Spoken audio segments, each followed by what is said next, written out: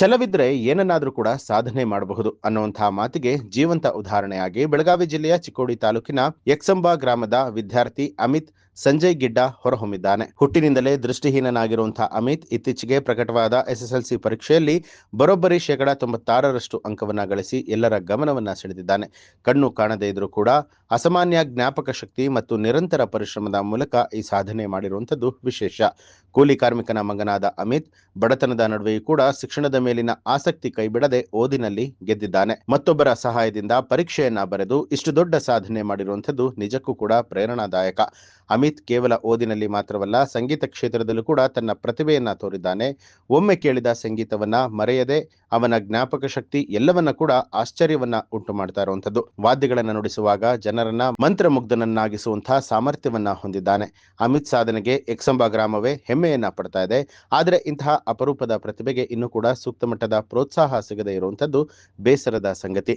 ಇನ್ನು ಮುಂದೆಯಾದರೂ ಸರ್ಕಾರ ಮತ್ತು ಸಂಘ ಸಂಸ್ಥೆಗಳು ಅಮಿತ್ನಂತಹ ಪ್ರತಿಭಾವಂತರನ್ನ ಗುರುತಿಸಿ ಬೆಂಬಲವನ್ನ ನೀಡಿದರೆ ಭವಿಷ್ಯದಲ್ಲಿ ಇನ್ನಷ್ಟು ದೊಡ್ಡ ಸಾಧನೆ ಮಾಡುವಂತಹ ಸಾಧ್ಯತೆ ಇದೆ ಅಂತ ಹೇಳಿ ಗ್ರಾಮಸ್ಥರು ಅಭಿಪ್ರಾಯಪಟ್ಟರು.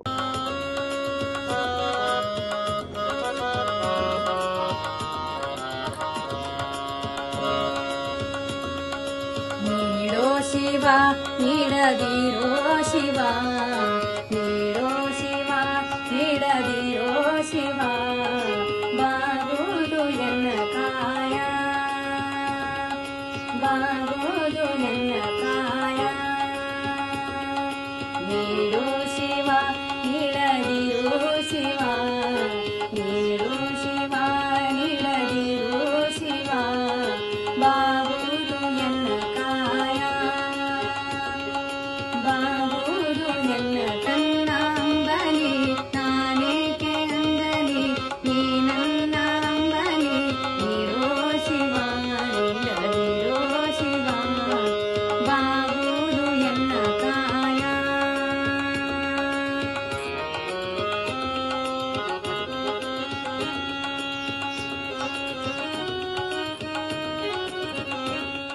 ವ್ಯಕ್ತಿಗಳಿಗೆ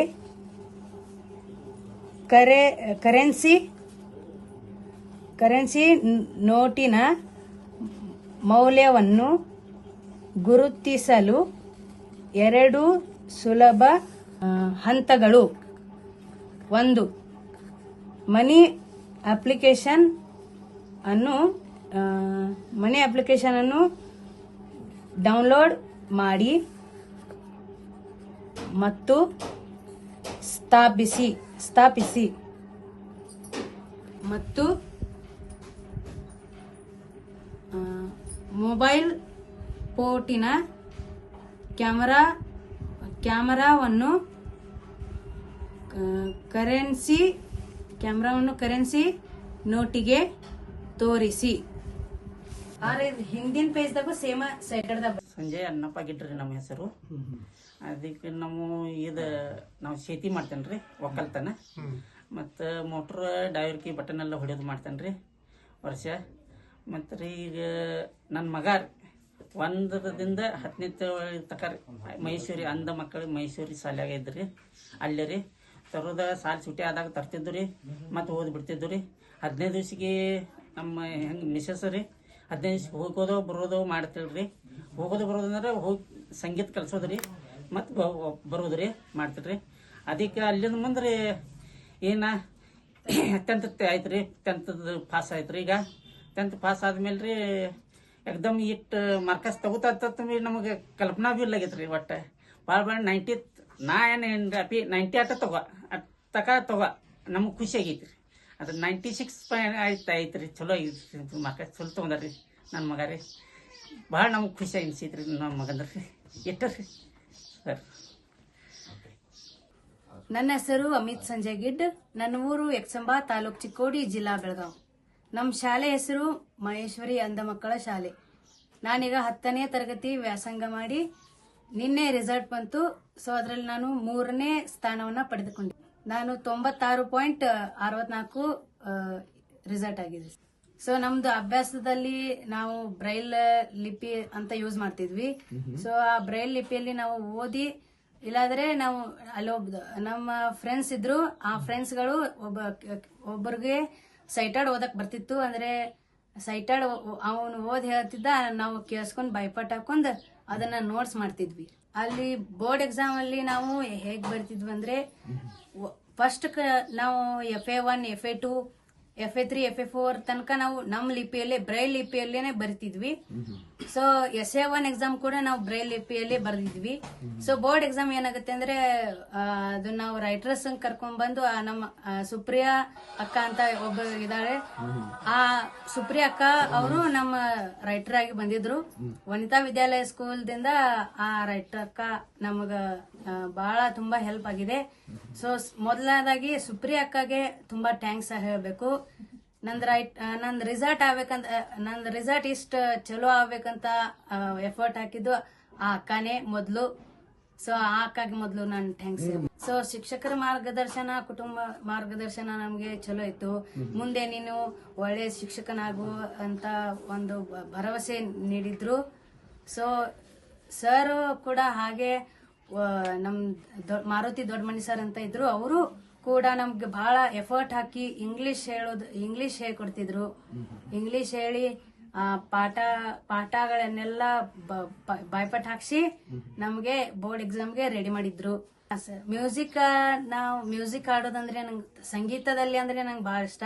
ಸೊ ನಾನು ತಬಲಾನ ಈಗ ರೀಸೆಂಟ್ ಆಗಿ ಕಲಿಯಾಕತ್ತೀನ್ರಿ. ಆದ್ರೆ ಕ್ಯಾಶೋ ಹಾರ್ಮೋನಿಯಂ ನಾನು ನುಡಿಸ್ತೀನಿ.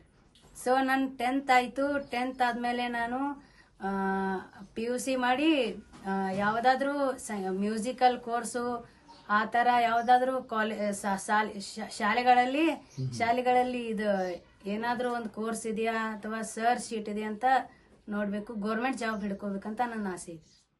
ನಮಸ್ಕಾರ. ಇವತ್ತು ಅಮಿತ್ ಸಂಜಯ್ ಗಿಡ್ ಅವರು SSLC ಪರೀಕ್ಷೆಯಲ್ಲಿ 97% ಅಂದ್ರೆ 96 ಇದನ್ನ ತೆಗೆದಕ್ಕೆ ನಮ್ಗ ಯಕ್ಷಂಬ ಪಟ್ಟಣದ ಹೆಸರನ್ನ ಮತ್ತು ಚಿಕ್ಕೋಡಿ ತಾಲೂಕಿನ ಹೆಸರನ್ನ ಇಡೀ ರಾಜ್ಯಾದ್ಯಂತ SSLC ಕೀರ್ತಿಯಲ್ಲಿ ನಮ್ಮ ಹೆಸರನ್ನ ಅವ್ರು ತಂದು ಕೊಟ್ಟದಕ್ಕೆ ನಮ್ಮ ಪ್ರಪ್ರಥಮವಾಗಿ ಪಟ್ಟಣದ ಎಲ್ಲಾ ನಾಗರಿಕರ ಪರವಾಗಿ ಅವರಿಗೆ, ಅಮಿತ್ ಅವರಿಗೆ ತುಂಬ ಹೃದಯದ ಧನ್ಯವಾದಗಳನ್ನು ಅರ್ಪಣೆ ಮಾಡ್ತೀನಿ.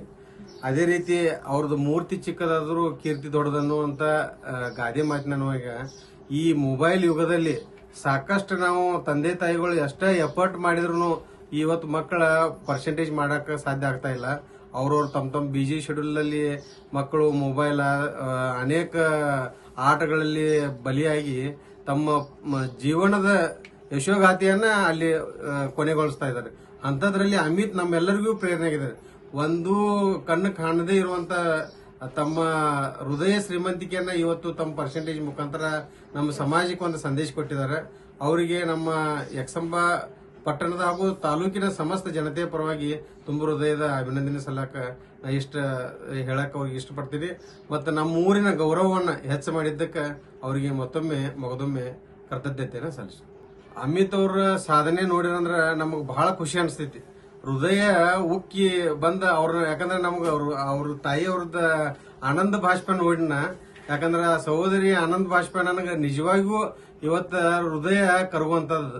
ಯಾಕಂದ್ರೆ ನಾವು ಎಲ್ಲಾ ಮಕ್ಕಳಿಗೆ ಕೋಚಿಂಗ್ ಆಗಿರ್ಬೋದು, ಅವ್ರಿಗೆ ಅನೇಕ ವ್ಯವಸ್ಥೆಯನ್ನು ಮಾಡ್ತೇವೆ ನಾವು. ಸ್ಕೂಲ್ನಿಂದ ಕರ್ತರೋದು, ಒಯ್ತರೋದು, ಆಮೇಲೆ ಅವ್ರಿಗೆ ವಾಹನದ ವ್ಯವಸ್ಥೆ ಎಲ್ಲಾ ಮಾಡಿದ್ರು, ಕೋಚಿಂಗ್ ವ್ಯವಸ್ಥೆ ಮಾಡಿದ್ರು ಇವತ್ತು ಮಕ್ಕಳು ನಮ್ಮಲ್ಲಿ ಪರ್ಸೆಂಟೇಜ್ ಮಾಡ್ಲಿಕ್ಕೆ ಹಿಂದೆ ಮುಂದೆ ಮಾಡೋದು ಅಂತ ಸಂದರ್ಭದಾಗ ಅಮಿತ್ ಅವರು ಯಾವುದೇ ಕೋಚಿಂಗ್ ಇಲ್ಲದೆ ತಮ್ಮ ತಮ್ಮ ತಮ್ಮ ಹಾಸ್ಟೆಲ್ದಾಗ ತಮ್ಮ ಕೆಲಸಗಳನ್ನ ತಾವೇ ಮಾಡಿಕೊಂಡು ಇಷ್ಟೊಂದು 97% ಮಾಡಿದಾರೆ ಅಂದ್ರೆ ನಮಗೊಂದು ಎಲ್ಲರಿಗೂ ನಿಜವಾಗಿಯೂ ಕಣ್ಣಿದ್ದವರಿಗೂ ಕೂಡ ಇದೊಂದು ಕಣ್ಣು ತೆರೆಸುವಂತ ಕೆಲಸ ಅವ್ರು ಮಾಡಿದಾರೆ ಅಂತ ಹೇಳಿ ನನಗೆ ಹೇಳಕ್ ಈ ಸಂದರ್ಭದಲ್ಲಿ ಅನಿಸ್ತದೆ.